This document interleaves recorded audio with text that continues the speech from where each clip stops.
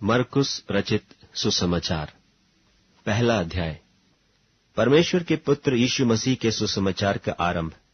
जैसे यशायाह भविष्यद्वक्ता की पुस्तक में लिखा है कि देख, मैं अपने दूत को तेरे आगे भेजता हूं, जो तेरे लिए मार्ग सुधारेगा।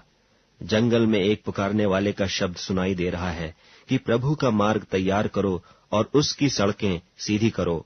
यूहन्ना आया, जो जंगल में बपतिस्मा देता और पापों की क्षमा के लिए मन फिराव के बपतिस्मा का प्रचार करता था, और सारे यहूदिया देश के और यरूशलेम के सब रहने वाले निकलकर उसके पास गए और अपने पापों को मानकर यरदन नदी में उससे बपतिस्मा लिया। यूहन्ना ऊंट के रोम का वस्त्र पहने और अपनी कमर में चमड़े का पटका बांधे रहता था, और टिड्डियां और बन मधु खाया करता था, और यह प्रचार करता था कि मेरे बाद वह आने वाला है जो मुझसे शक्तिमान है। मैं इस योग्य नहीं कि झुककर उसके जूतों का बंध खोलूं। मैंने तो तुम्हें पानी से बपतिस्मा दिया है, पर वह तुम्हें पवित्र आत्मा से बपतिस्मा देगा। उन दिनों में यीशु ने गलील के नासरत से आकर यरदन में यूहन्ना से बपतिस्मा लिया, और जब वह पानी से निकलकर ऊपर आया तो तुरंत उसने आकाश को खुलते और आत्मा को कबूतर की नाई अपने ऊपर उतरते देखा, और यह आकाशवाणी हुई कि तू मेरा प्रिय पुत्र है, तुझसे मैं प्रसन्न हूं।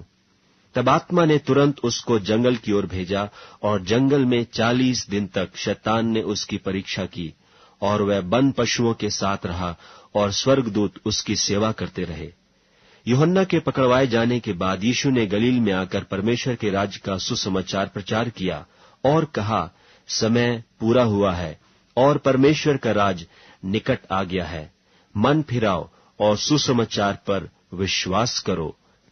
गलील की झील के किनारे किनारे जाते हुए उसने शमौन और उसके भाई अंद्रियास को झील में जाल डालते देखा, क्योंकि वे मछुए थे। और यीशु ने उनसे कहा, मेरे पीछे चले आओ, मैं तुमको मनुष्यों के मछुए बनाऊंगा। वे तुरंत जालों को छोड़कर उसके पीछे हो लिए, और कुछ आगे बढ़कर उसने जब्दी के पुत्र याकूब और उसके भाई यूहन्ना को नाव पर जालों को सुधारते देखा। उसने तुरंत उन्हें बुलाया, और वे अपने पिता जब्दी को मजदूरों के साथ नाव पर छोड़कर उसके पीछे चले गए। और वे कफरनहूम में आए, और वह तुरंत सब्त के दिन सभा के घर में जाकर उपदेश करने लगा। और लोग उसके उपदेश से चकित हुए, क्योंकि वह उन्हें शास्त्रियों की नाई नहीं, परंतु अधिकारी की नाई उपदेश देता था। और उसी समय उनकी सभा के घर में एक मनुष्य था, जिसमें एक अशुद्ध आत्मा थी। उसने चिल्लाकर कहा, हे यीशु नासरी, हमें तुझसे क्या काम? क्या तू हमें नाश करने आया है? मैं तुझे जानता हूं, तू कौन है? परमेश्वर का पवित्र जन। यीशु ने उसे डांट कर कहा, चुप रह और उसमें से निकल जा। तब अशुद्ध आत्मा उसको मरोड़कर और बड़े शब्द से चिल्लाकर उसमें से निकल गई। इस पर सब लोग आश्चर्य करते हुए आपस में वाद विवाद करने लगे कि यह क्या बात है? यह तो कोई नया उपदेश है। वह अधिकार के साथ अशुद्ध आत्माओं को भी आज्ञा देता है, और वे उसकी आज्ञा मानती हैं। सो उसका नाम तुरंत गलील के आसपास के सारे देश में हर जगह फैल गया। और वह तुरंत आराधनालय में से निकलकर याकूब और यूहन्ना के साथ शमौन और अंद्रियास के घर आया। और शमौन की सास ज्वर से पीड़ित थी, और उन्होंने तुरंत उसके विषय में उससे कहा। तब उसने पास जाकर उसका हाथ पकड़ के उसे उठाया, और उसका ज्वर उस पर से उतर गया, और वह उनकी सेवा टहल करने लगी। संध्या के समय जब सूर्य डूब गया तो लोग सब बीमारों को और उन्हें जिनमें दुष्टात्माएं थीं उसके पास लाए, और सारा नगर द्वार पर इकट्ठा हुआ। और उसने बहुतों को जो नाना प्रकार की बीमारियों से दुखी थे चंगा किया, और बहुत से दुष्टात्माओं को निकाला, और दुष्टात्माओं को बोलने न दिया, क्योंकि वे उसे पहचानती थीं।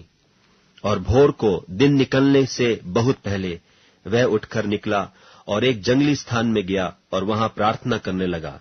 तब शमौन और उसके साथी उसकी खोज में गए। जब वह मिला तो उससे कहा कि सब लोग तुझे ढूंढ रहे हैं। उसने उनसे कहा, आओ हम और कहीं आसपास की बस्तियों में जाएं, कि मैं वहां भी प्रचार करूं, क्योंकि मैं इसीलिए निकला हूं। सो वह सारे गलील में उनकी सभाओं में जा जाकर प्रचार करता और दुष्टात्माओं को निकालता रहा। और एक कोढ़ी ने उसके पास आकर उससे विनती की और उसके सामने घुटने टेक कर उससे कहा, यदि तू चाहे तो मुझे शुद्ध कर सकता है। उसने उस पर तरस खाकर हाथ बढ़ाया और उसे छूकर कहा, मैं चाहता हूं तो शुद्ध हो जा। और तुरंत उसका कोढ़ जाता रहा और वह शुद्ध हो गया। तब उसने उसे चिताकर तुरंत विदा किया और उससे कहा, देख, किसी से कुछ मत कहना, परंतु जाकर अपने आप को याजक को दिखा और अपने शुद्ध होने के विषय में जो कुछ मूसा ने ठहराया है उसे भेंट चढ़ा कि उन पर गवाही हो। परंतु वह बाहर जाकर इस बात को बहुत प्रचार करने और यहां तक फैलाने लगा कि यीशु फिर खुल्लम खुल्ला नगर में न जा सका, परंतु बाहर जंगली स्थानों में रहा और चहुं ओर से लोग उसके पास आते रहे।